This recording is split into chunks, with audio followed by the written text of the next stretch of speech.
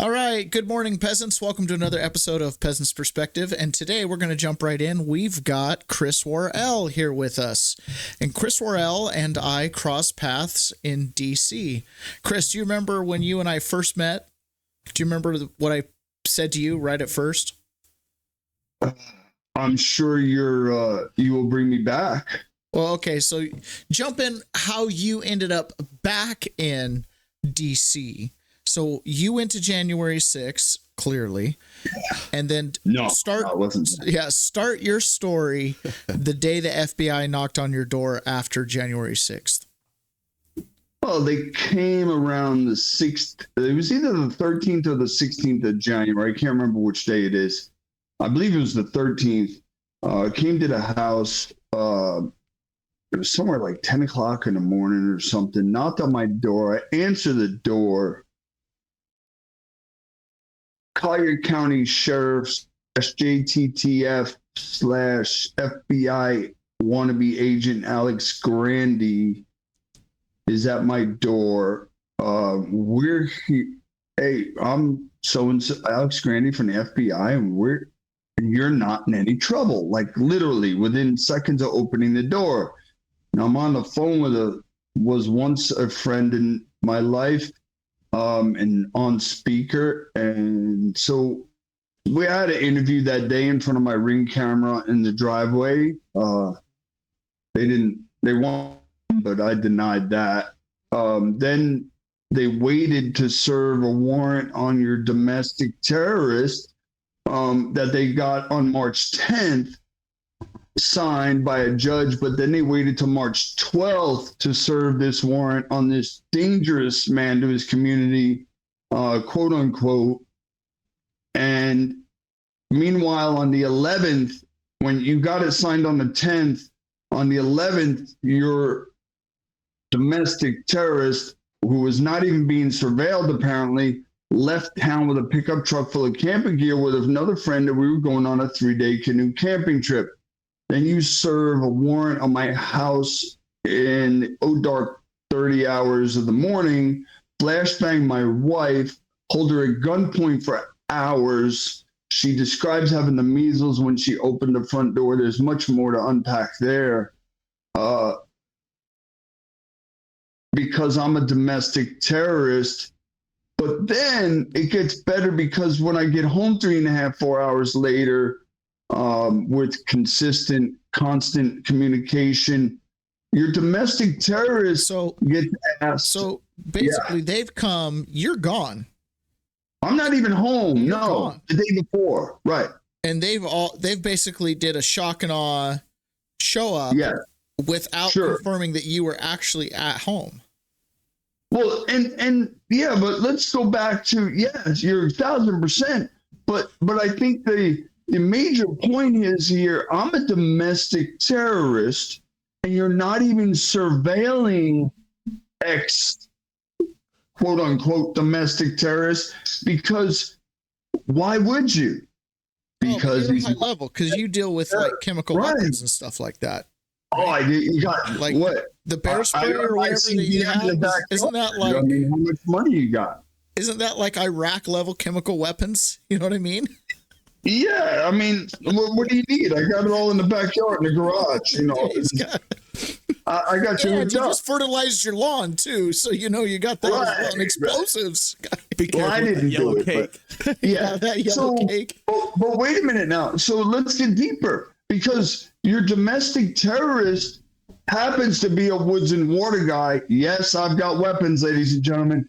Ooh. Many guns and bows and fishing gear too. Oh my.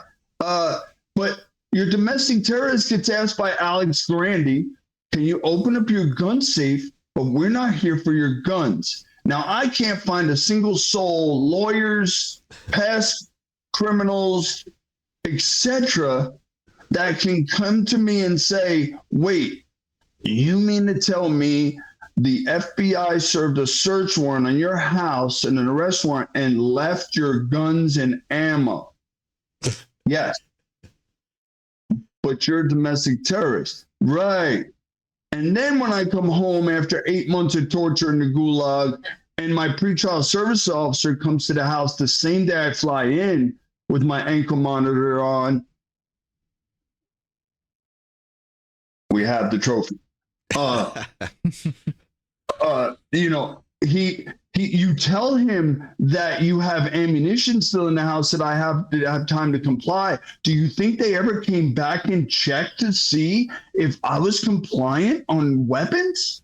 But I'm a domestic terrorist, John. Look, you lived with me, man. I know you never came out of your cell because of me. You were in fear of me.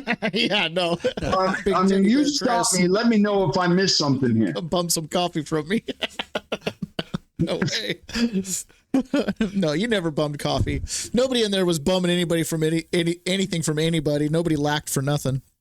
No, we had, thank you to the American people that supported us throughout this. I always make sure I do that on these podcasts. Yeah. You have no idea how much you helped our hearts and souls with your support, no matter what you did.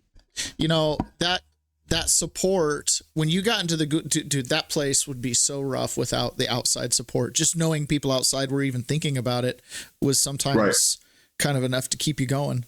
So, yes.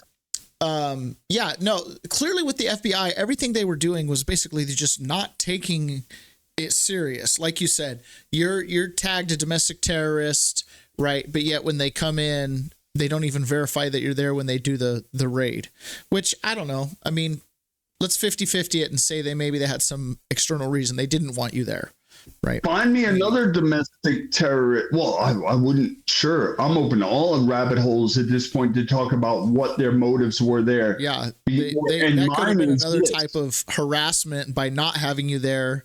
They were essentially harassing your wife, your girlfriend. Here's my 2 cents on it, and I'll stand until I see something to show otherwise. They knew this whole thing was a joke with January 6th. Therefore, they weren't doing the normal protocols because they knew it was a donkey ass and pony show, literally. And they were the asses. We were the ponies. And now they're going to be showed that they're the asses really quick. Cash kicked in the doors yesterday. And I heard and have seen some evidence that 6,667 sealed indictments were filed across federal courts or circuits yesterday alone across this country. I've seen some intel about that. If you've got some source links, send them my way. I'm interested in that. But I've heard that. I mean, let's be real, right? Like over the last 10 heard years, all kinds we've of heard things. the sealed indictment argument. Yeah. And my indictment was sealed for a period of time. So I know there's some bloat as to what's just normally under seal. So I don't know.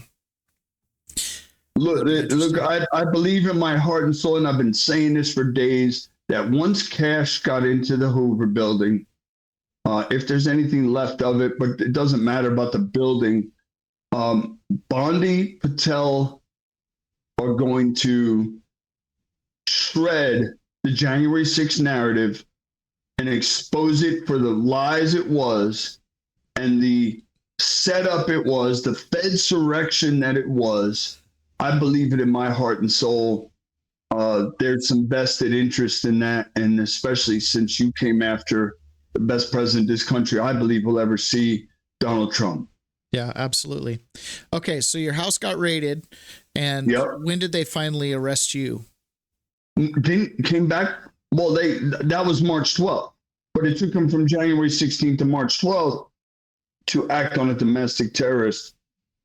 I think that's very telling. And then you left that domestic terrorist weapons, didn't even confiscate them and let a judge sort that out. Nobody can make any sense of that.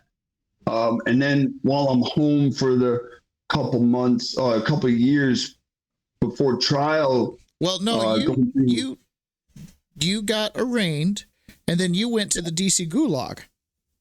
Yeah, for 8 months in 21. Yeah. Yeah. Talk about that. You mean like one of the most influential people, like one of the biggest wins that J6 had early on. In fact, you're probably the first J6 win.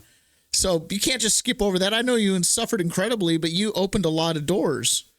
Yeah, they blatantly, I'll say this with 100% conviction, they tried to kill me during my time there from April 13th to November 5th in that prison, that jail. We proved it. Even Judge Lambert held him in contempt on October 15th of 21. DC DOC Director Quincy Booth, the warden Wanda Patton, held in contempt of court. Of course, Garland did nothing with it. We didn't expect there would be anything with it. But it's very telling how they got held in contempt because they got caught by the marshals. And the scuttle is that they came back even the week after that with more evidence that they got caught blatantly manipulating my medical records from end to end, trying to pitch a narrative that they were treating me for my cancer. Meanwhile, I come home November 6th. It took them a couple months to get into doctors because I had to get pre-approved appointments by pretrial services because I'm a domestic terrorist. But then we found out I had accelerated from stage 1 to stage 3 cancer, surgeries to rebuild bones in my face, my jaw, hospitalizations, the whole 9 yards. That's going to kick off some things here. And yeah, the things changed in the DC jail after that, but a lot of these people that got walked off the property, I hear, have jobs back, Lieutenant Lancaster, etc. So it's the same song and dance in one door. Just wait a minute, go around the block, party over there, hang out over there, come back in 3-6 months. We'll get you back in the door and we'll just pretend like nothing happened. So people have context. When Chris was arrested originally, and I'm saying it originally because now he's getting to he skipped over all this and got to his the gap period. But when he was in the DC Gulag, you were part of that original group that was in solitary confinement for months. Is that correct? Oh yeah. Yeah, you guys were in for months. Lockdowns. We didn't even get our hour. Then it went to 3 hours a day. We wouldn't get to 3 hours. Then it went to 5. It was a game. I mean, and then the whole time we're locked in. I mean, you weren't getting medical care, and you had cancer. No medical care. Right? We couldn't even get a haircut, John, because we wouldn't conform to the vax. 99.5% of us, anyway. And so that was their excuse. Meanwhile, the Muslims are downstairs in their prayer room, unvaccinated, doing their thing, getting trimmed up at the barber shop. The whole 9 yards, because we walked past these places on the way to medical in the DC Gulag. Yeah. So there they are, amazingly enough. But we're not. We're danger. Look, there it is. That's what I came home looking like. Or that was a picture from the DC jail. That's what I looked like. I looked like a barbarian, like he drugged me out from under a bridge. Yeah. Because what you see here is what I've been forever. But that's what they did to us, John. I mean, look, then I came back in December 23 after I went on a 45-day field trip. The feds, I wasn't going to sentencing. I said, so hold on. So I want my listeners to make sure they have a clear linear progression. So what happened was Chris got to a position medically where he was able to get the attorneys to go to the judge. Chris and I share the same judge, Judge Lambert. So, he got the attorneys to go to the judge and say, look, here's all the documented issues at the DC Gulag. Here's all the documented issues with the medical issues with Chris that are not being treated. And the judge looked at it and saw that it was significant. So he summoned the warden and the medical officer, right? No, the DC DOC director. The DC DOC director, and who else? The warden Wanda Patton. The warden Wanda Patton to court the next day. 24-hour turnaround. Wow. Okay. So then, and to bring his medical records. So then they showed up to court without medical records or adequate medical records because. Oh wait, here's the part. No, were none. Huh. Right. Well, there were very great medical records if you want to believe what's written on the paper. But there you go. So so he holds them in contempt of court.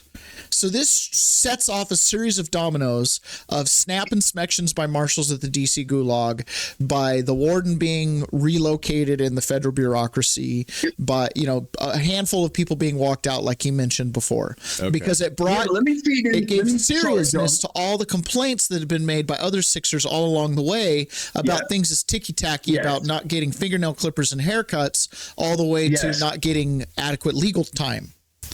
So Chris broke the dam on the idea that we were just being treated normally and that the cries from the DC gulag of solitary confinement were anything significant. He's the one who did that. Like, my judge holding the warden in contempt took away the fake news narrative that everything was hunky-dory and that everybody was just hardened criminals that were in there. I'm glad you explained that, because you glossed over that, and that's lost on me. Chris is one of, there's a lot of us, and everybody has our unique story, but in the greater narrative, Chris has a significant chapter in it because of that finding of Lambert. Yeah, I can hear you. Sorry, we were just chatting more. Yeah, so let me give you some intricacies between what you mentioned, which is 1,000% true. So here's what Lambert did. He reached out. See, they had a medical record that we caught I forget the doctor's name, over at the hospital. I forget even which hospital at the moment. If you tell me the two hospital names, Howard. Yes, Howard University. So the orthopedic surgeon, from when I broke my hand here in there over in C2A, back in, this is early 21, they found me blacked out twice, one time for sure in my cell during that time. From cancer. Well, from many things, probably anxiety, PTSD, the whole thing, knowing what I know now. So the judge asked for a very specific medical record regarding the appointment I had with the orthopedic surgeon at Howard related to my hand. And here's what we caught them doing. The first appointment went great. Yep, they sent back the little packet with the little handwritten paragraph, and then they do a much bigger one. He's recommending the only thing I can do is hand surgery now to fix your hand, because when they took me to the ER and had it set, it was a very clear directive, and anybody knows anything even a little bit about medical, when you have a bone set, they do a recheck in case it has to be reset within a certain time. 10 days was the time frame here. Mm-hmm. Of course, the DC jail did not take me back within 10 days. It was like 2-3 months later. Well, now my hand has to be done surgically because it now has to be rebroken. Okay, fast forward. Every time they would rush me to a medical appointment when I was having a hearing, and it would just be some consultation BS. They kept using the words that we are treating Worrell. Treatment in the medical world is very specific. It's medicine. Or in this case of a broken hand, you had an orthopedic visit, you had your bone set. That is treatment. So they got busted, and then they corroborated and colluded with the doctor at Howard, because when I went to this fast appointment and the DC jail refused to give the medical record that Lambert asked for, they responded in an email and said, we'll give you the next day. He's going to an outside medical appointment. Imagine that, right around the contempt hearing. We'll give you tomorrow's records. Lambert wasn't having it. He's like, screw that. I told you what I wanted.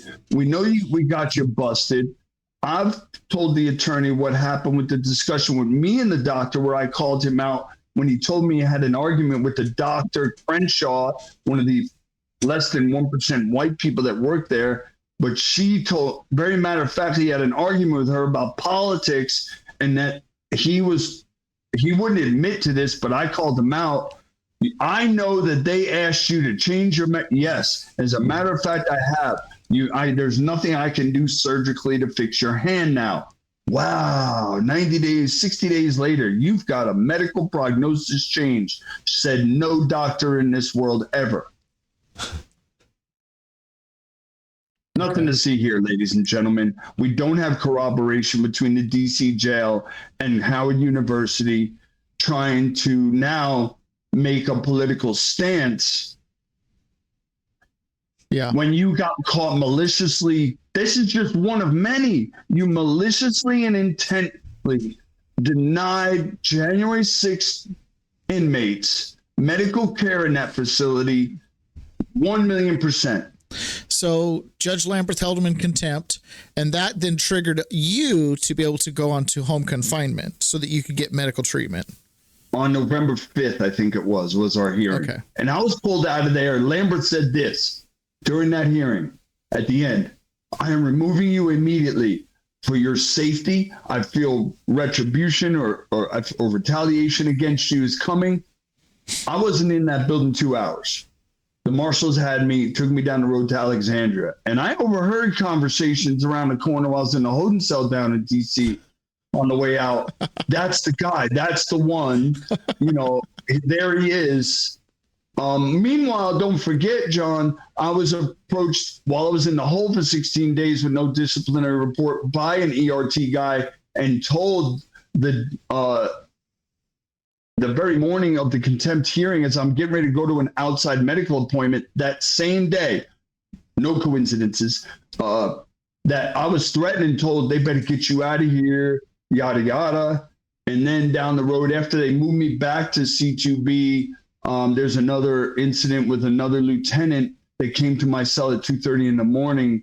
And I don't know if he was giving me a friendly warning or a warning then, but when I was up there with you guys from December to January during sentencing, I spoke to him on the side and he wasn't happy with me. So it is what it is. I don't care about these people's feelings. Yeah. I am coming with the full weight of my Lord and Savior Jesus Christ and my President Donald Trump and his administration standing with me. And I believe we're going to get somewhere.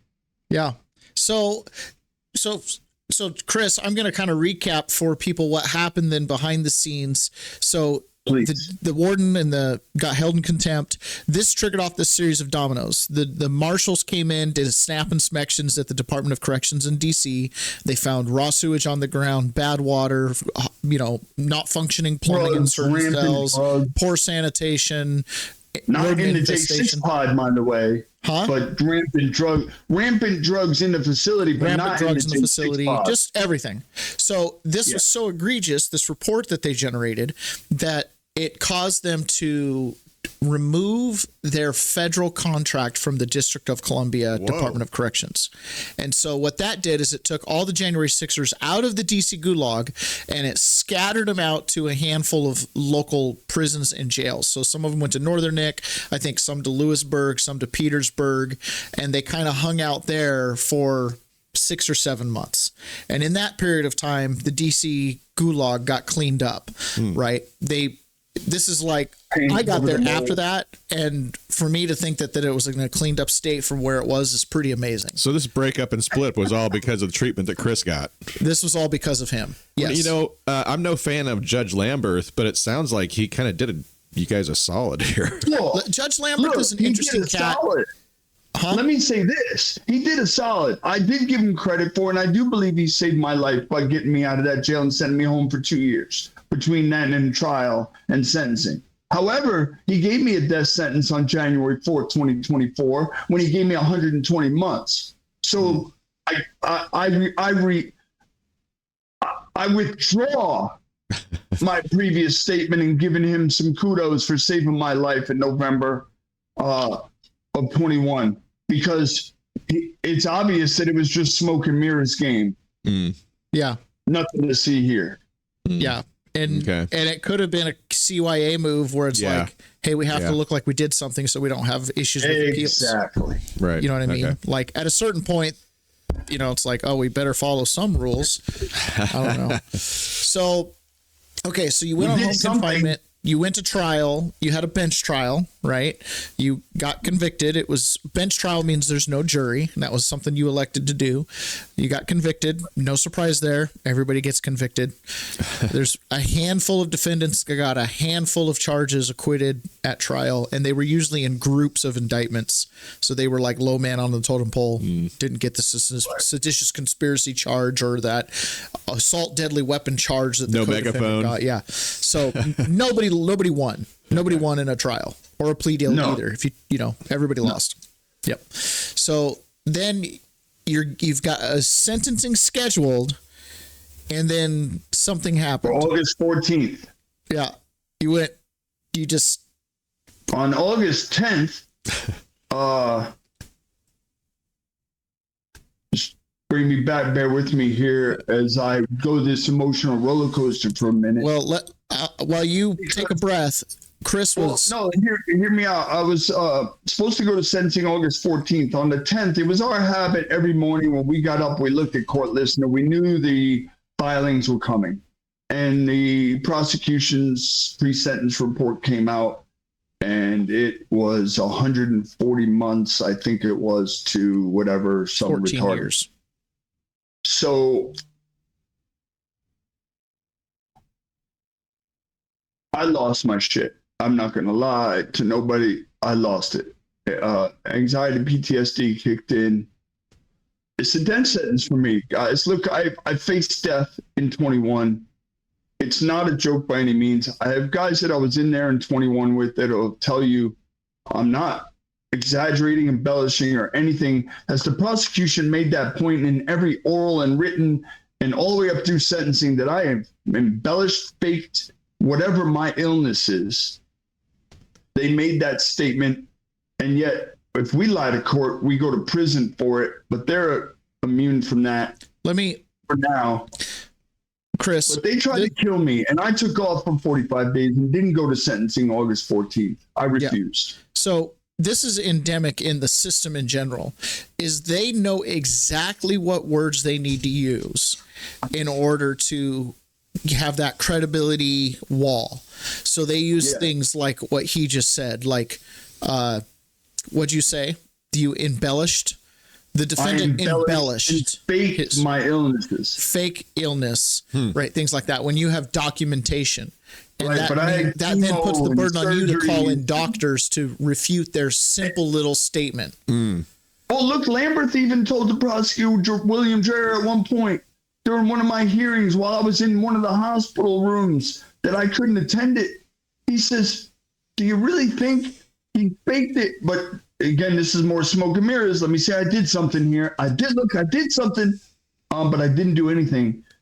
Do you really think he faked it well enough that he got 3 different doctors? He's been admitted to the hospital now 3 times or something, 3 different times? Like, that's great. I deserve a Hollywood role here. Give me a movie act. I need money. Yeah. No, that's so, but they do that. They insert these little words and they drag it on and on and on and on. Every single filing, just to remind whoever's reading this that you lied or misrepresented. But listen, the prosecution's duty isn't to tell the truth, and neither is the defense. You each tell the best story and talk about the facts as they best represent you, and the truth is somewhere in the middle. That's the way it works. But the way the system is biased is that the prosecution through ethics never lies, that somehow their stuff is bulletproof, and that's not the case at all. Well, the prosecutor's job was never to have a side back in the day. Let's go back to the Republic. It was your job as a prosecutor was not to have a side or nothing, no fight. Your job was to present the evidence, no matter what it was, and say, Your Honor, here's the evidence against this man sitting here, woman or child, whoever it may be, and that's it. But instead, now their job is to put up a fight. Yeah. How? Where does it say that? Please show me the rule book where it changed that. Yeah, exactly. So Chris ended up with the sentencing scheduled, seeing what was coming down the road. And I remember that same feeling too. And I got my PSR. They wanted like 109 months to 130 months. And they wanted an upward variation to the 130. And it was like, it was devastating. That was before the Brock appeal. So you're looking at that. And so you take off. So you actually miss your sentencing. You know, I mean, some people say it's a big deal. I don't know. You know, fugitive outlaw here. I didn't have my schedule with me, okay? Yeah, so he missed his sentencing. He was aloof. And how long were you aloof? About 45 days. About 45 days. Okay. So on the land. Exactly 45 days. And but they did catch up with him. I don't advise being on the lamb. The lamb. Yeah. All right. Now you got to make me tell the truth here. So they never would have found me. That's every guy that's been caught. I not come back home and jump on a computer and make a call to my buddy from my wife's account. If I just would have came home, they never would have known I was here. Yeah. Or if I would have made a phone call to my buddy later on that night, once Trish got home from work, they never would have known I was here. I don't think. Maybe their surveillance is good. They would have picked up my voice or something.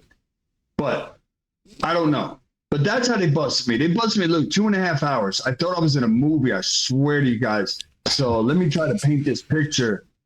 I'm in the kitchen playing with my dog Scooby. We're joking around, having a good time. And I hear on a loudspeaker from a car. I could tell it was from a car. Chris Worrell, come out. It's the FBI. Come out with your hands up. And I'm like, all right, look. The devil's messing with me. That was a voice in my head. There's no way possible, right? Till it repeats. And look. Anxiety kicked in, guys. I'm not gonna lie, blacked out. Look, the story about what happened that day is a lie. I didn't fake anything, and I think there was suicide mentioned at one point somewhere in an article here or there. That's all a bunch of crap. Did I have an anxiety moment and go black? Yeah, I did. They found me on the kitchen floor, legitimately. Anxiety. What I know now, based on what's happened, is an anxiety PTSD moment. It's still a tough thing that I'm going through here and there. If it gets provoked, there's times I have to rein it back. They tried to kill me, and for those that have never been in that situation, I ask you to please withhold judgment. But I have the receipts and the proof of it. And that's it. Yeah. So he ended up getting taken in. You did get sentenced. So in the process of getting taken in, you were taken into custody in Florida? Yep. And then they had to transport you from Florida up to DC. Well, this is where diesel therapy started kicking in, guys. I went to 12 places in 7 months. I mean, 5 of those places to the same 2 spots.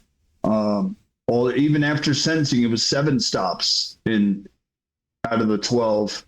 After you saw me, I don't know, they whisked me away out of there pretty quickly after sentencing. They were tired of hearing from me downstairs with grievances already. They were like, get him the F out of here. They called many times a day, I guarantee it. Get Worrell out of here now. I don't even know why, and this is what I'm bringing up too, is how did the marshals allow me to be brought back into the DC jail? You were wondering that when you got to the DC jail. So that's where you and I met. So you walked into the DC jail. The evidence. Huh? They're the ones that brought the evidence that they tried to kill me. Yeah, I know. You allow me to get there instead of Alexandria. And then this is where I met you, and you asked a question earlier. Do you remember what you said to me? And I don't. I'm sure I will when you tell me, but I don't at the moment. So I had been remanded straight from trial. And it was right, after you had been, went, Lambert started slamming everybody. So at that moment, 25 or 30% of the gulag was Lambert's defendants. And we had all been remanded after the trial. He wasn't risking it anymore. So you walked in and I go, I got remanded because of you. And you just looked at me and go, I'm sorry. And I goes, it's okay. And then we were just kind of like best buddies ever since after that. And Ryan Nichols was another one. And listen, guys, I thought about those situations, many of them. I don't know what the number is that I caused. And I do hold guilt over that. Well, you don't have to. No, don't. You shouldn't hold any guilt over that. Everybody, like Ryan Nichols agreed to in his plea deal, go back into custody. And then they asked verbally to not. And the judge was like, well, you agreed to go, so I'm going to send you. So it's not that big a deal. Like, Judge Lambert did do that, but in a way it kind of cements his legacy of what kind of judge he was. You guys were all going to get foul treatment no matter what. Yeah, it didn't matter. And yeah. I mean, honestly, get the talk clicking, get the clock ticking. None of us knew back then. We all had great amounts of hope and faith and speculated endlessly, but none of us knew Donald Trump was going to win. Right. So everybody was doing the math on what would happen. I'll make my statement here. I knew without a shadow of a doubt he was going to win in the landslide. My question was what were they prepared to do? Yes. That because as a desperation motives, you got to remember desperation breeds all kinds of really hellacious evil. And what were they prepared to do? And it's funny how I had these anti-Trumpers around me in the BOP at the FMC Butner, which there's nothing medical about this place. And I would tell these guys, it's going to be a landslide. And they're like, yeah, F Trump. F. And so I had these guys, these F Trumpers were, okay, hey, you eligible for FSA? And that's, the way to get in the door. And yeah. I said, oh, but you don't like Trump, right? Okay. So make sure you be honorable and don't take the FSA. And leave that FSA alone. FSA is First Step Act. And then you get the deer in the headlights. Hold on, Chris. So in the Bureau of Prisons, the First Step Act, which was the prison reform bill that Donald Trump put through, it takes significant amounts of time off long sentences. Okay. If you're a nonviolent offender, and there's a list of charges that qualify or don't qualify more accurately. Right. And so when you're in the Bureau of Prisons, there's programming, there's all kinds of things. And so it's like, are you FSA or not? Because if you're FSA, you might go home at like 50% of your sentence or go to a halfway house. 62 and change. That's when you're out of BOP custody, but you can then stack the Second Chance Act with it. Anyways, so there's a big dividing line. Are you FSA or not? But if you're FSA, that's a Trump benefit. And so a lot of the BOP, when that passed and people started going home and it was like, oh my gosh, this is amazing. Trump became like a legend inside the BOP just because of that. Oh, right. A lot of the brothers were like, we're going home because of Trump. I'm going to take a chance here to interject just a few words. So I had a similar feeling to Chris, and I was telling people the same thing. This is going to be a landslide. Trump's going to win this. This is going to be, crazy awesome, until there was a moment when the news media started reporting, oh, look at all these poll numbers, and Kamala's, 85% or blah, blah, blah. And that's the point when I didn't believe any of that.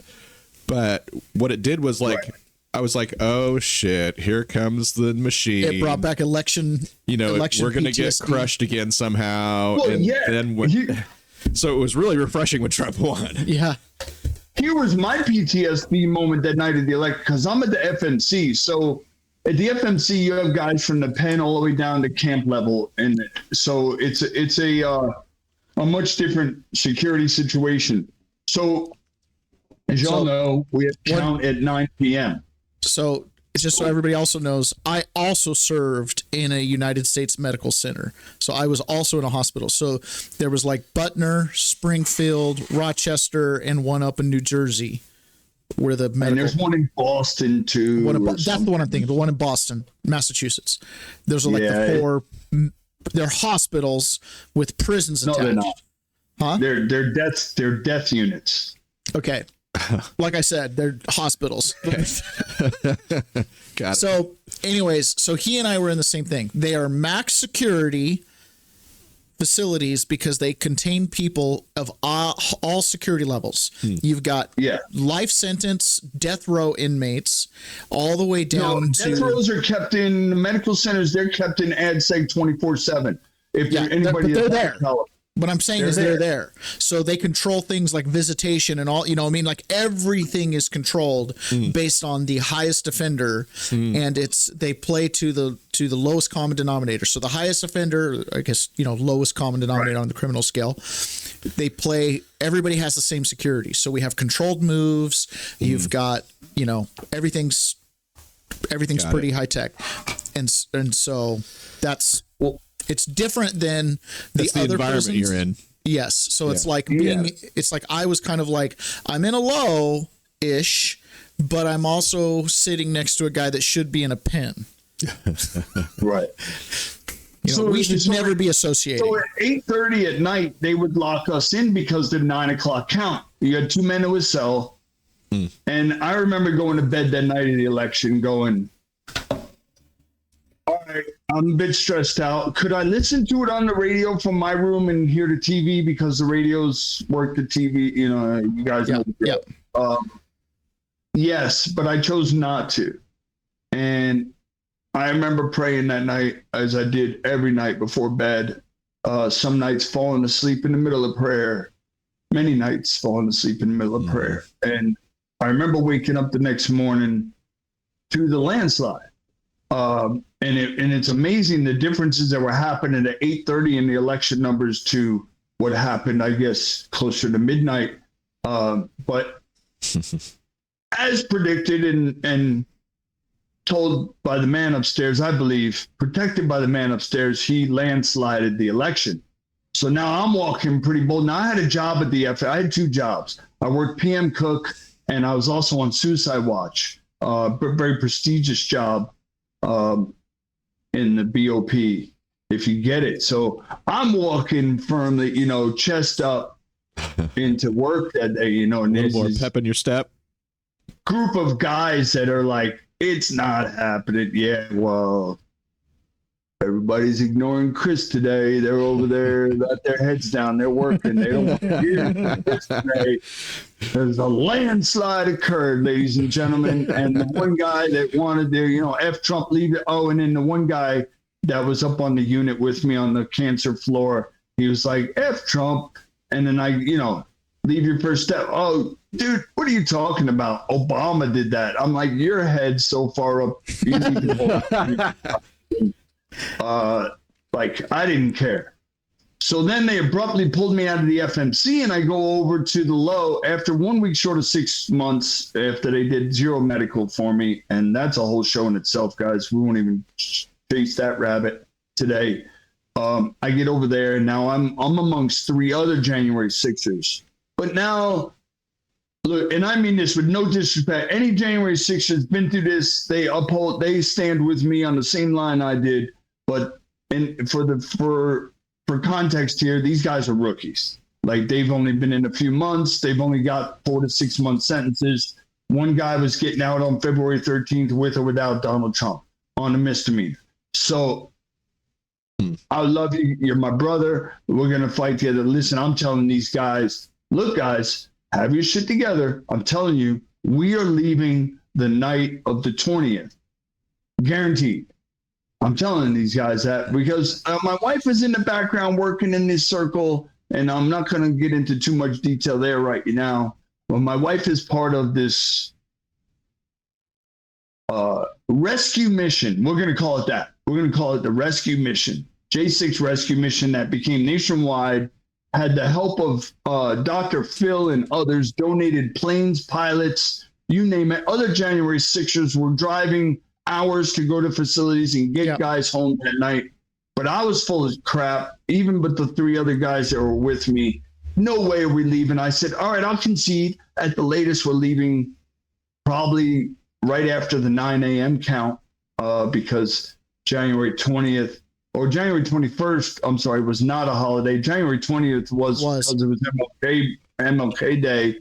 So I said, look, there's no 9 after the 6 a.m. count. We're probably, after they do the FMC move, because they have to move inmates over to the medical center to get appointments and that, we're probably out of here by like 9 o'clock.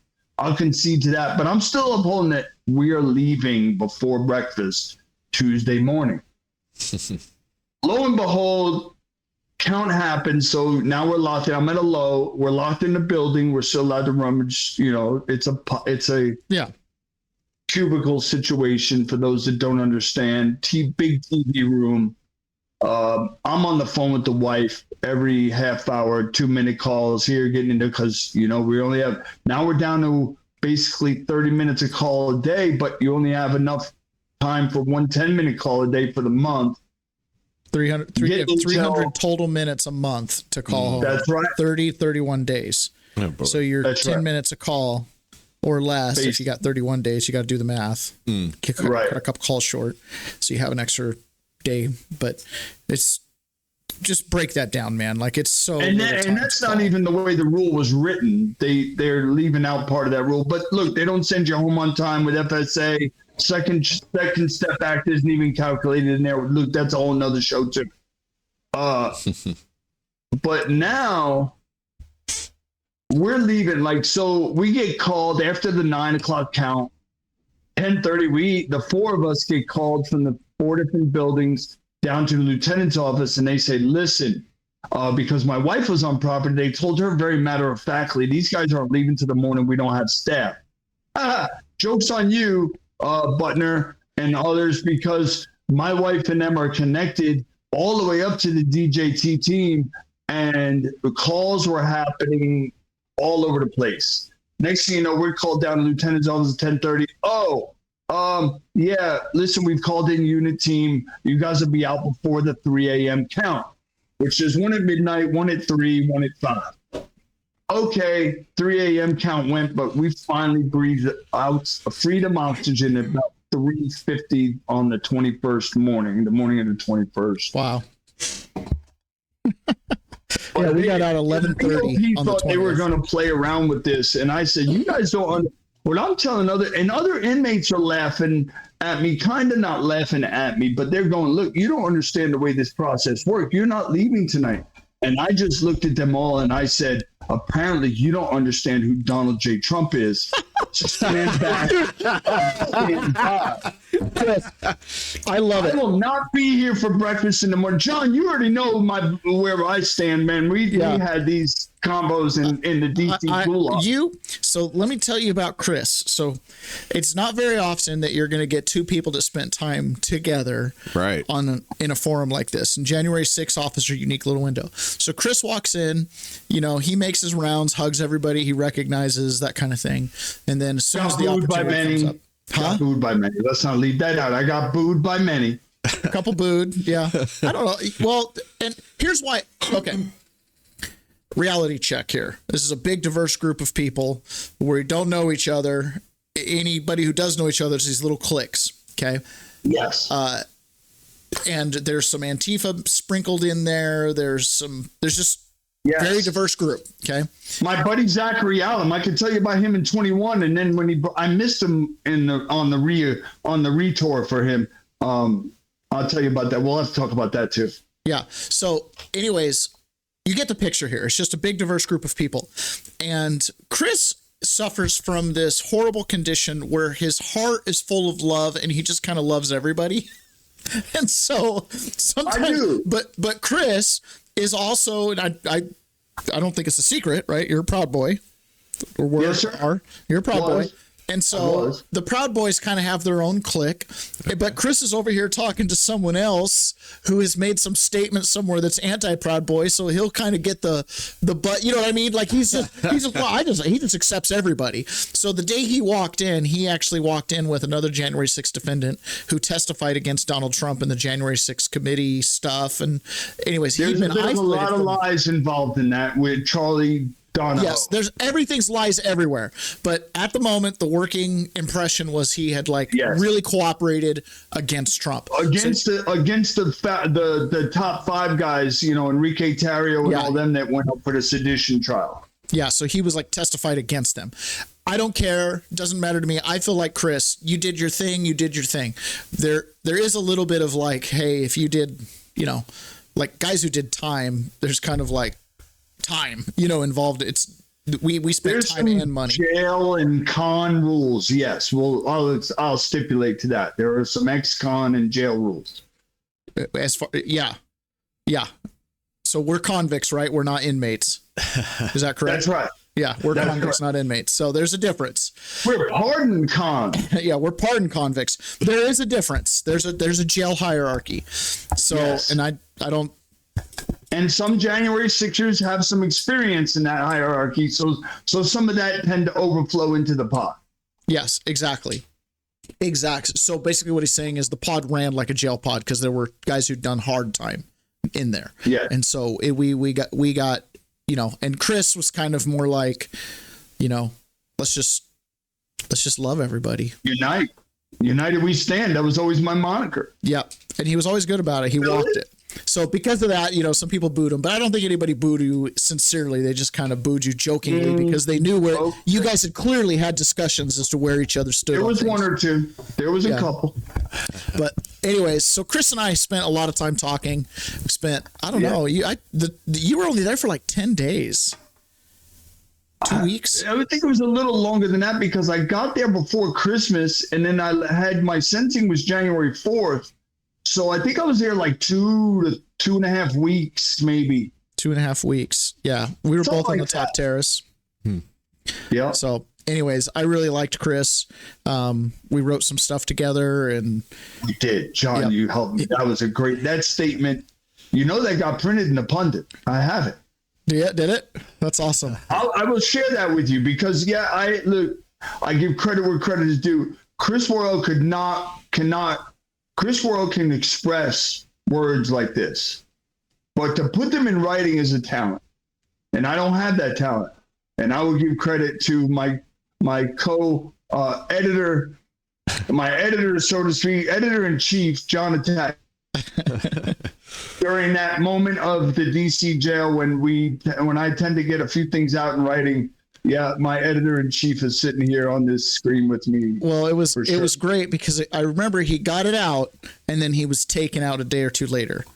So it was like, and once you go into the BP, you're on communication lockdown. Like you're not publishing things, you're not, other people kind of have to do that for you, and you can't communicate, hey, please publish this or please pass this message on or anything like that. If you say those types of words, they'll nab you. That's right. So BOP is a black hole. Do any, and I also know, look, I was doing podcast call-ins from the DC Gulag because I knew once you go into BOP custody, that's over with because they'll take your phone and everything from you. Phone, computer, and everything. You do one thing like that. So I knew I had a short window to blast some stuff before I went into full Fed custody. And that's why I did some of what I did. When you're an inmate, you're still a citizen. You still have rights. You still have a name, right? But when you go into the BOP and you have been convicted, you now present your number. Right, you don't have rights. You are not a citizen. The guards, their patches go from being the American flag with the stars on the left to the American flag with the stars on the right. So they're marching into battle, right? So they are at war with the inmates. It's a very adversarial relationship. And I'll say this, and I'm going to say this, and you'll pick up on my message here, and you elaborate if you want to. But I wish that I had met Johnatakis back in early of 21 in the DC Gulag, because I would have gone about my case an entirely different way after meeting my fellow brother. Yeah, thank you. I did do my case very different. And I feel like the result, you said this yesterday, and it's something that I've thought about, but I've never had the hubris to say out loud. But I was telling my podcast co-host here, Ron, Chris, that I walked through this experience pretty unscathed, which is really not the truth. I mean, I'm very scathed, but compared to some, like I didn't get my house raided because I turned myself in. Like I walked into this. I walked straight up to it and bit it in the face, right? All the way to the point to where I was sparring back and forth with the judge directly. But at no point did they really like lay a glove on me until they remanded me. And even through that process, I feel like I navigated jail and prison almost as perfectly as you could. I never filled out a grievance. I never got sideways with anybody. I got him to change the rules at the prison I was at with regards to us so we could house together. Like I did a whole bunch of things, and I ended up kind of climbing the ladder within the prison that I was at, all using kind of my techniques and stuff like that with just how I navigated from day one all the way through pretty much. And a lot of it had to do with equity. Everything had to do with equity, actually. But yeah, a lot of people spent a lot of time fighting and didn't focus on the fact that the facts don't matter. Like why you went to January 6th, what you did that day, where you were at, little details of is there a victim, not a victim, is a bike rack a gun or not, don't matter, right? These are just completely irrelevant. And I think you had an assault with a deadly weapon because of pepper spray that you didn't spray to anybody. You just kind of discharged the can into the void, didn't you? No, there was targets, but they were the people that for the judge and the prosecutors and others. You know, Antifa wasn't there that day, but then you pull up the famous picture of me with my right arm out. Who's underneath my right arm in all black ski mask? It's not we the people. I don't give a crap what you want to say. And his buddies that were throwing the black fence rods up at the cops on the second tier on the West Steps, that brought the munitions down on us right after that is the only reason why that guy escaped from after that picture unscathed. Because if you look at that picture, you'll see he's looking up at me. And I had some very choice words about what I was going to do to him not long after that picture was taken, but he got lucky. So you had found like an Antifa provocateur in the crowd. There was multiple of them. Yeah, we will clearly, but you had a direct encounter with one, and that's the picture. Look, this is Exhibit A of the prosecution's case on me of how I assaulted with a dangerous weapon. But you have 40,000 hours of video that they released then out, but you have none of the event. But you have a picture. So they didn't use a video; they used a snapshot picture. Look it up, Chris Worrell, Jansen. You'll see my right hand out. It's a famous picture. Antifa. Yeah, I've seen it. My right arm. I've seen it. There's the picture. That's prosecution exhibit A. There is no BCD or D because there's no video evidence of it, and because it didn't happen. And then you deleted 7 hours, 26 minutes, and 32 seconds of my body cam that you clearly see mounted on the center of my chest that day, because we always wear video cameras to go commit and take over the government, as they said. And, you know, why not? Let's video the crime while we're doing it. Let's make it easy for them. But that disappeared, and the Fed said there's nothing on it. No coincidences here. How many feds are on that? Look, Nancy Pelosi's daughter's husband was 20 feet to my right, pushing on those riot cops on the West Steps. He didn't get indicted. There you go. So his body camera that he had on got taken, and then all of a sudden there was just no data on it. Huh. Like, you know, because they take all your electronics. So he's allegedly, because I couldn't get my attorney to even go to the FBI headquarters and review any of this or even make this argument in court. Yeah. These cases, like this case was presented as if it was like a cut and dry case, which to the prosecution it was. Yeah. But to us, we're like, hold on a second. He's being charged with assault on an officer, but there was no officer. This was an Antifa guy. And they're like, oh no, there was no Antifa there.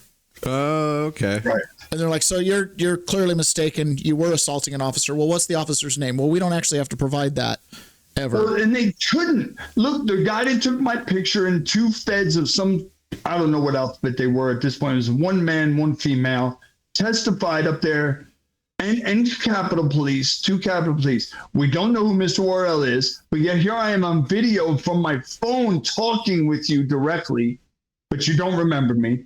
And they weren't the cops that I allegedly assaulted anyway. But three prosecution witnesses, the photographer and two others, says we have no idea who Mr. Worrell's target was. So this is like the nonsense. That's word for word. This is the nonsense when you dig into everybody's cases. They're, especially people that went to trial. It's like, well, we had this and this and this. Oh, but the attorney said not to use it. And we had this and this and this and this, but the government blocked us from using that as a defense. Wouldn't even allow us to bring in evidence. He denied us to bring in evidence. Many judges did. Yeah. You had the smoking gun of you helping a cop and that. You can't admit that. So in the regular criminal justice world, a 5-year sentence is like dished out like a $5 bill. Carjacking, 2 to 5 years. You know, aggravated assault, 1 to 7, 5-year average. I was sitting in a jail cell waiting for a legal thing, and there was a guy across the hall in the other cell from me, and he was waiting to go home. So he was waiting in a cell to be processed out of his oranges into his grays and discharged onto the street to go to his home detention, or he's going to be on probation for, I think, 7 years. All right. And I go, well, what'd you do? He was just coming back from Beaumont, Texas. And I was like, well, what were you in for? He's like, murder. Okay. I didn't ask him first, second degree, manslaughter, anything, but he'd served 5 years in Beaumont and was now going home to probation. But we're getting 10 years for a protest. So then you go to like drug conspiracy charges, and they're 10 years, 15 years, right? Yeah. So these judges become numb. 5 years is a blink to them. This case took 4 years, right? So to them, they're like, what's the big deal? So Chris, the prosecution asked for 14 years. It was a range. It was like 14 to 18 or 17. And they're asking somewhere in the guidelines. But I mean, we're no like, criminal history. No criminal history. You know what I mean? It's like, oh my gosh. Oh, I don't have and then the judge, in his benevolence, in his mercy, takes it from 14 down to 10. Oh, thanks, man. Because, Chris, it has no criminal history. So, like, this act of mercy is like 10 years, a decade? Right. Crazy. For bear spray? Pepper spray. See, okay. Let's make a clear picture here and a point of it, because I hear all these people talk about bear spray. It happened on January 6th. Bear spray. It was bear spray. It sounds so much worse, doesn't it? Bear spray. But I believe, John, you live in the woods and you use this stuff more than me. Like I haven't moved to that side of the world where you're like sixth on the food chain. Only if I go swimming. And the wife wants to go camping out in Colorado by ourselves, and I said, no. I'm not staying up all night while you sleep, where every little twig snaps. I'm ready to Is it grizzly? Start shooting. Yeah, grizz, panther, coyotes, wolves. I mean, let's just keep on going. No, I'm not going to be on the food chain. So, when you talk about bear spray versus self-defense sprays, I believe, correct me if I'm wrong here, John. I've been known to be wrong once or twice. That there is much more pepper capsium in the self-defense sprays than there are in bear spray, because look, the heightened senses of an animal are 10,000, 100,000 times ours. So like 3 pepper flakes in the air will totally tear up an animal, whereas us humans, we tend to have a little bit more piss and vinegar, I guess you could say, and you got to blast. Look, I put pepper spray in my coffee now. I've had so much beer. It's a condiment now, okay? It's been enough time in the BOP. You'll put it in your coffee too, yeah. Yeah, capsium is in my wife doesn't use it. I put it in my coffee. Yeah. So your experience at Butner. So you get transferred out of DC, you bounce around a bit. And I'm going to give you a window here, guys. Listen, let me give you a window here. Any moment, I'm going to have to pull the plug on this. Okay. But we will definitely do this again. And let's keep blowing this up, John. We need to expose all of these little moments and bring me back every time we do this. Please don't let me skip over that little thing that seems like a crack in the sidewalk for us, because we lived it. Because the people need to understand the in-depthness of what we went through. And as January 6ers, look, the prisons and jails across this country have abhorrent treatment. Yeah, I agree 100% on that. However, January 6ers paid a price above and beyond what most pay. And that needs to be exposed. And we need justice. And what I mean in justice, people need to get indicted and face jail times in our cells that we sat in for what they did to some of us. Yeah, it was really egregious. It's an abuse of power. Huh? It's an abuse of power. It's an abuse of power. And it is one of those things where when we go through our stories, we get hyper focused on one little piece or whatever we're talking about. But when you actually go through it linearly, and it's thing after thing after thing, some of these are reversible errors. These are all dominoes that had to be set up. Yeah, like you think about the amount of suffering that Chris caused on January 6th, right? Whatever pepper spray was released in the air or whatever it was. Some irritated eyes. Cough. Okay, great. Well, then you've got Chris buried in solitary confinement, spending years incarcerated, life completely upside turned. These are not accountable. These are not scales being weighed equally. But the people who put Chris in prison and others, myself included, the damage that you did as an abuse of rights is extreme, very extreme. And it's been happening in the criminal justice system all along. The January 6ers are the first group in mass to be able to expose it.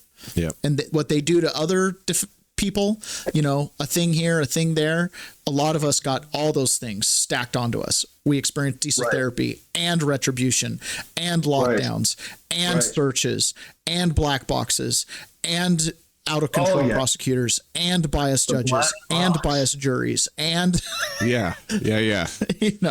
It's a never ending. The black box, let me tell you, that's a treat. And for those of you that missed that experience in January 6th, movements across this country, I'm so thankful you didn't. So many of you didn't have to face some of the things we did, and that's all I can tell. I truly mean that from the bottom of my heart. That those that missed out on the royal golden U.S. Marshal BOP Department of Corrections treatment, I'm thankful for you all, and I mean that from the bottom of my heart, because no man, woman, or child deserves to fear for their life just because you're going into custody of some jail or prison in this country to serve for your sin that you may or may not have done. And that's where I stand, and that's where I'm going to continue to fight for and expose. And that's what I need help with. Listen, guys, I've got to bail. I love you guys. Let's wrap this up. Let's do this again soon. Thank you, Chris. Thank you so much, Chris.